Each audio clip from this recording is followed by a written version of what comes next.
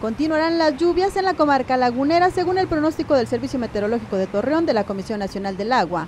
El fenómeno se debe a los desprendimientos de las bandas nubosas de lo que fue el huracán Eric. Precipitaciones el día de hoy intermitentes que no van a rebasar los 10 milímetros, incluso estoy esperando que se registren hasta 5 milímetros nada más. Sin embargo, bueno, podría presentarse alguna lluvia puntual aquí en la comarca lagunera.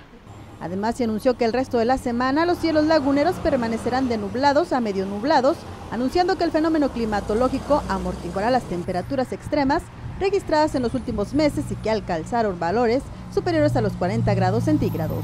Griselda Anguiano, Mega Noticias.